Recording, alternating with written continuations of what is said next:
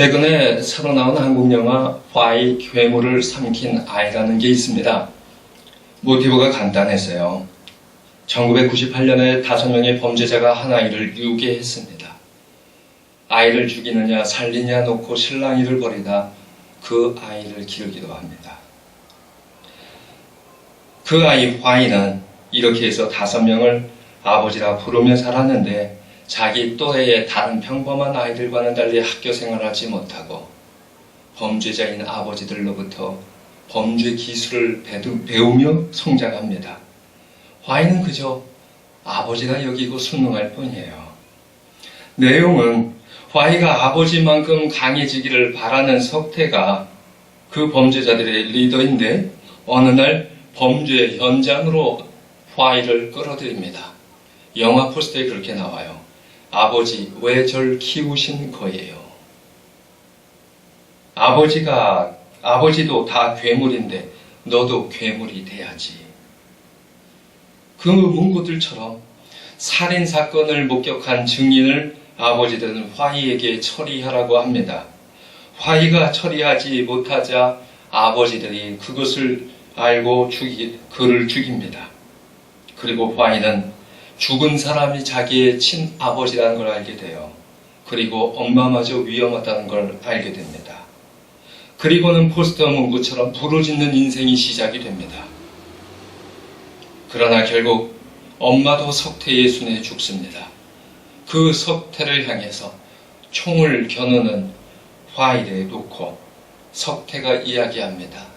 너만 있으면 돼. 정말 미치는 이야기겠죠? 영화 스토리는 다 뻔합니다. 주인공 빼고 전부 죽어요. 누가 아버지일까요? 낳아주신 분, 길러주신 분, 좋은 길로 인도해 주신 분.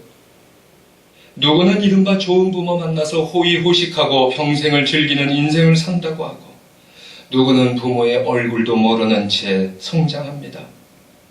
누구는 그래도 내 부모니까 존경한다 이렇게 이야기할 만하고요.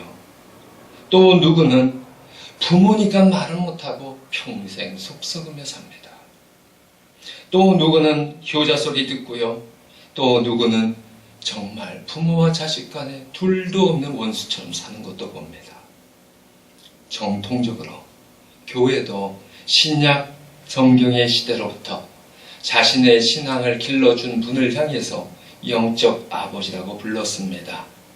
단순히 목사님과 성도, 선배 목사님과 후배 목사, 교수와 제자의 관계가 넘어서 교회는 자기를 양육하는 목회자를 향해서 아버지라고 불렀습니다. 현재 가톨릭은 그래서 신부님을 아버지라 부르는 이유와 같습니다. 그런데 중세 교회들이 너무 타락했어요. 어떻게 해야 할지 모르는 성도들처럼, 화이처럼 그때 마틴 루터는 종교 개혁을 부르짖었습니다. 그래서 개신교는 이제 신부님이 아니라 목사님을 세우고 목사님을 영적 아버지로, 또 때로는 친근한 동역자로 여깁니다. 지난 여름이었습니다. 이름만 대면 다 아는 모기업의 오너 되시는 장로님께서 식사를 같이 하자고 연락이 왔습니다. 이유는 간단했어요. 자신의 교회 목사님에 대한 하소연이었습니다. 새로 모신 목사님이 마음에 들지 않고 성이 차지 않는다는 거예요. 문제는 그러한 의견을 피력하는 분들이 그 장로님과 교회의 일부이고, 그 장로님의 표현대로 따르자면 대다수의 신자들은 그 목사님 잘 모르며 따른다라고 하는 근심입니다. 그러면서 이야기가 흐를수록 외압적인 기업 총수의 모습이 나타나기 시작하시더군요. 담임 목사님을 향해 말하면서 님자가 빠지기 시작합니다. 마지막에는 걔도 목사입니까? 라고 말씀하시는 분에게 저는 아무 대답이나 조언을 주지 않고 그냥 자리를 떴습니다.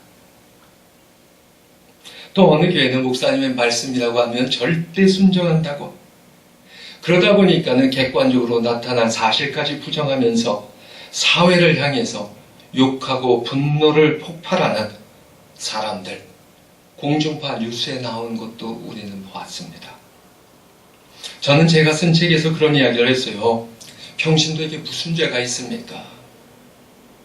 자기가 나가게 된 교회가 세상에서 제일 좋은 교회로 알고요. 자기를 가르치는 목사님이 세상에서 제일 훌륭한 목사님으로 압니다. 왜요? 판단할 능력이 그 자신에게 있기 전에 교회가 정해졌기 때문입니다. 문제는 그 목사님이 만약 화이의 아버지 같은 분이라면 어떡할까요? 그래도 하나님은 한 사람이 아니라 교회를 생각하시기 때문에 어떠한 경우에라도 신자들에게 은혜를 주십니다. 감사할 따름이죠. 문제는 누구는 좀 더 기쁘게 신앙생활하고 누구는 좀 더 돌아가는 신앙을 가져야 된다는 거예요. 물론 어느 길이 더 좋다고 말하기에는 어폐가 있습니다. 그러나 만약 목사님이 기도하는 분이시면 신자도 기도합니다. 목사님이 성경을 열심히 붙드는 분이면 신도들도 성경을 붙들게 됩니다. 목사님이 유흥을 즐기기를 좋아하면 신자들도 유흥을 좋아합니다. 목사가 거짓말에 능숙하면 신자들도 거짓말을 합니다. 목사가 탐욕에 젖으면 신자들은 물질에 눈이 멀고 맙니다. 그러나 화이의 갈등처럼 우리는 이럴 때 어떻게 해야 될지 모르겠어요. 단지 분명히 말할 수 있는 것, 처음 교회 나갈 때 좋은 교회, 처음 나가놓고 보니까 좋은 목사님 만나는 게 좋다는 거예요. 아니, 그렇게 나를 인도해주는 내 이웃이 제대로 된 사람이면 좋겠다는 거예요. 주님의 교회를 세우는 자가 영적 아버지입니다. 오늘 본문 시작하면서 아들 디모데야라고 이야기하고 있어요. 디모데는 바울로부터 배웠고 신앙의 경주를 한 목회자입니다. 자신이 직접 가르쳤으니 그렇게 부르는 것 누가 보더라도 타당한 것이었을 겁니다. 그런데 우리는 좀 더 성경을 번호라면 더 깊은 의미를 찾게 됩니다. 목회자는 영적 아버지예요. 그것을 우리는 사도권이라고 부릅니다. 초대교회는 사도들을 절대적으로 순종하고 존경하고 따랐습니다. 사도들에게 어떤 잘못이 있을 거라고 생각한 사람 아무도 없어요. 그들은 정말 온전한 순종과 헌신의 인물임이 틀림없었기 때문입니다. 왜 그러한 사람들 중에도 사도가 있는 걸까요? 1차적으로 예수님의 제자들이기 때문입니다.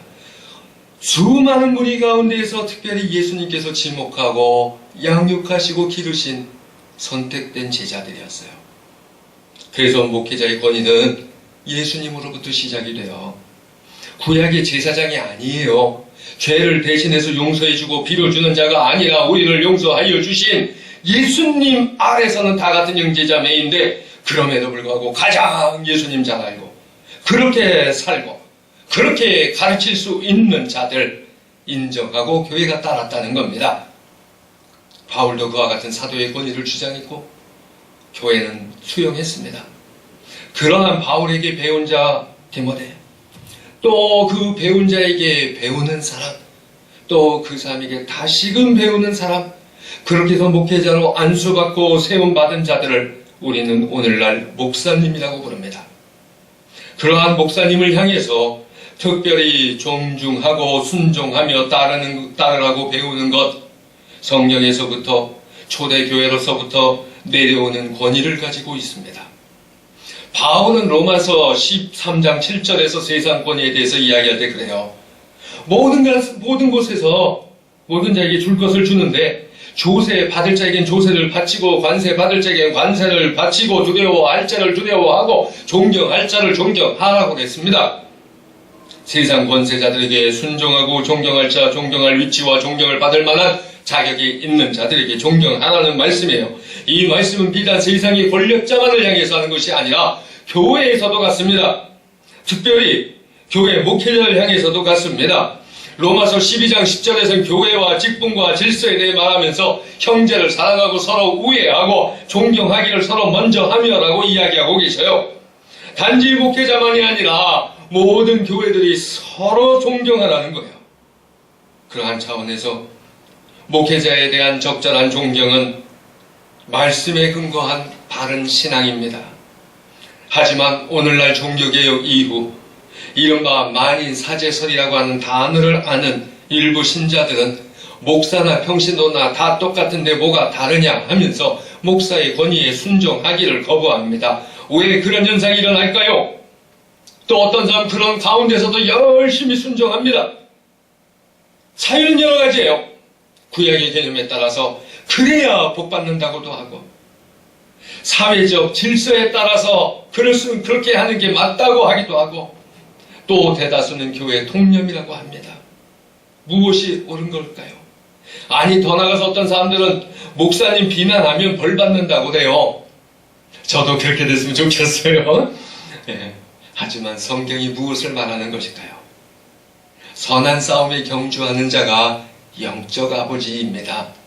여기에 우리가 놓친 게 하나 있어요. 성경에서 아버지라고 불렀던 시초의 인물들, 사도들에게 과연 비난할 점이 있었느냐라는 겁니다. 예수님 따를 때가 아니라 그들이 사도로서 교회를 섬기고 가르칠 때 누가 보더라도 당연히 존경할 수밖에 없었어요.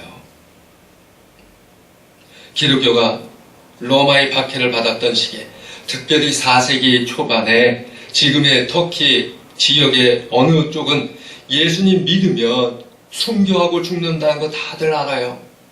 그런데도 믿는 자의 수가 더해져가지고 그 동네에는 전체 인구의 50%가 기독교인이 되었어요. 박해를 할래도 할 수가 없는 상황에 다다랐다는 거예요. 이유는 간단해요. 모든 것에 선한 싸움을 경주한 이들에게 신앙에 배운 사람들도 그와 같은 신앙을 갖고 성숙되었어요. 그러니 그 사람들이 순교를 받는 모습 보면서 다른 사람들이 심금을 울립니다. 성령의 역사가 일어납니다. 저 사람들이 저렇게 죽어가는 모습을 보니 나도 예수님 믿어야 되겠노라. 자기의 죽을 것 알면서도 사람들은 교회로 왔어요.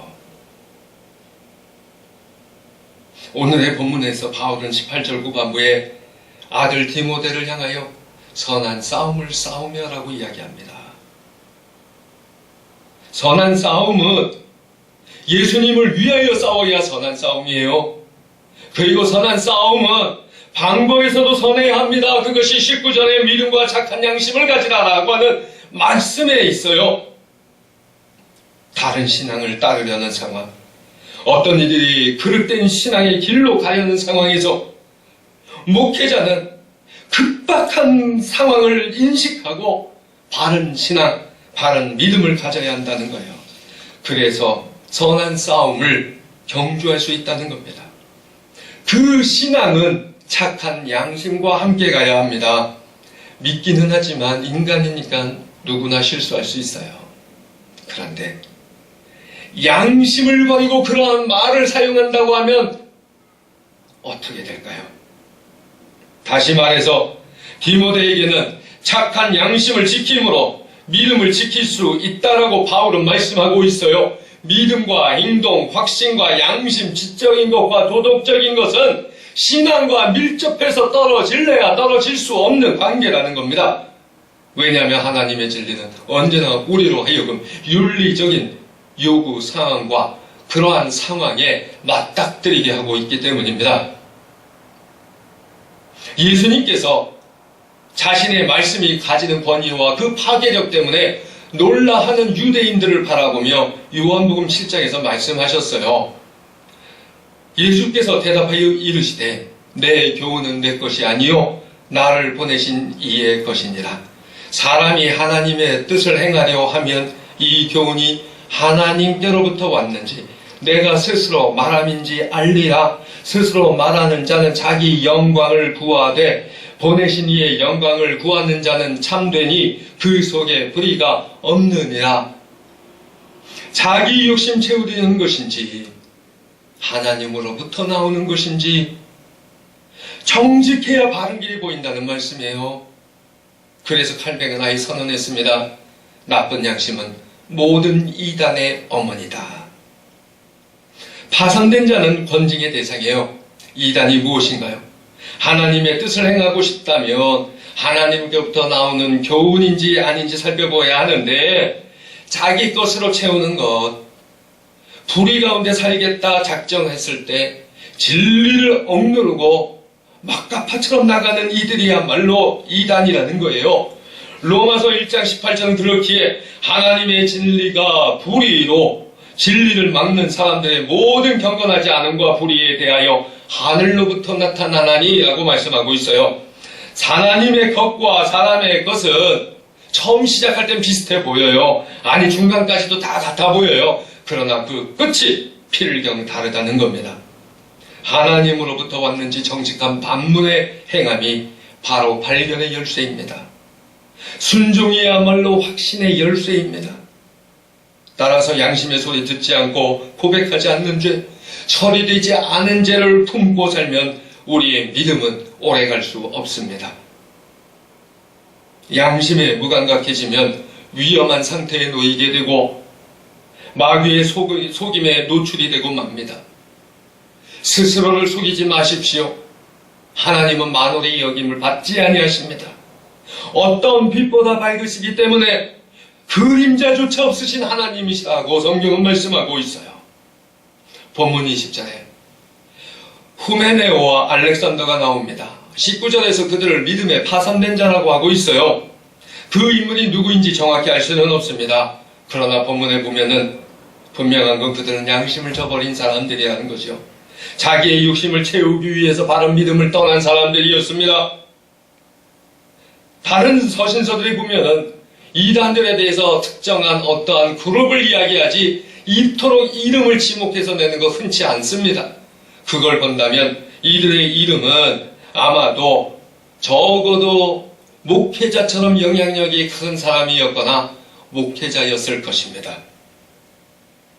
그래서 다른 교훈 가르치고 산신앙이 아닌 헛된 신앙에 집착하게 하는 이들을 경계하라고 디모데에게 분부하고 있는 거예요. 욕심에 눈먼 사람은 눈에 보이는 것부터 욕심을 가집니다.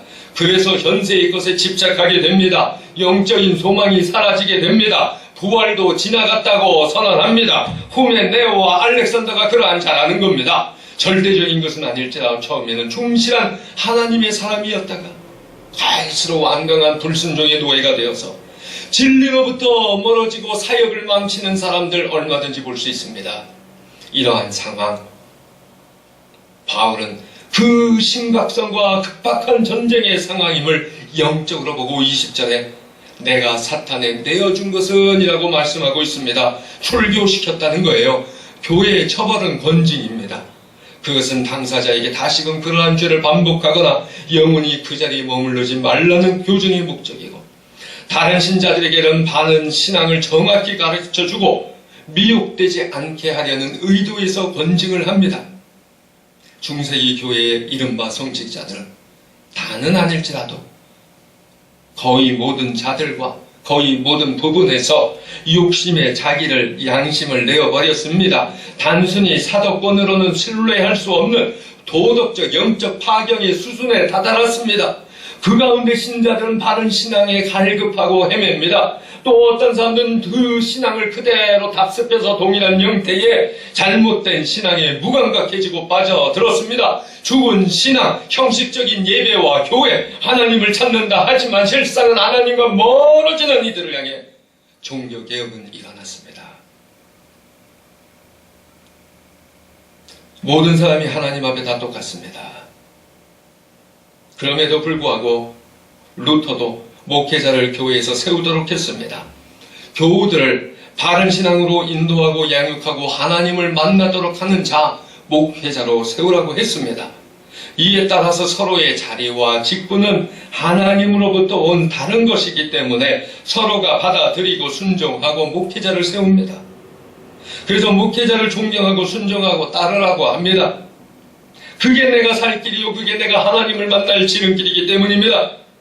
그 안에서 우리는 하나님의 사람을 만납니다. 본문 앞에 5절에서 이 교훈의 목적은 청결한 마음과 선한 양심과 거짓이 없는 믿음에서 나오는 사랑이거늘이라고 하고 있어요. 교회의 질서는 협박과 맹목이 아니라 성경에서 출발해야 됩니다. 순종에서 사랑이 나타납니다. 하나님은 사랑이세요. 그분의 몸된 교회도 사랑이어야 합니다. 목회자나 교우나 다 사랑으로 섬기고 하나 되어야 합니다. 그 전에 어떻게 해야 된다고요? 믿음과 행동, 확신과 양심, 지적인 것과 도덕적인 것, 그게 다 같이 가야 돼요. 선한 싸움이 경주하는 자들이 사랑으로 하나 되어야 된다는 거예요. 아버지를 알고 보니 내 아버지가 아니었다거나, 아버지가 인도하는 길에 알고 보니 나를 죽이는 길이라고 할 때 나는 어떻게 해야 됩니까?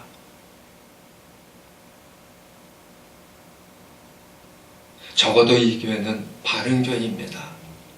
모인 분들은 그러한 신앙의 경주를 갈망하시는 분들이고, 저 역시 모인 이들을 영적으로 살아나는 역사가 있을 거라고 하는 예언을 꿈꾸는 사람입니다. 함께 지금처럼 앞으로 신앙의 경주를 말씀 안에서 이토록 같이 하기를 소망합니다. 기도합니다. 하나님 아버지 은혜를 감사합니다. 오늘 우리에게 좋은 교회, 좋은 신자, 그리고 하나님 앞에서 바른 목회자로 저를 부르셨으니 감사합니다.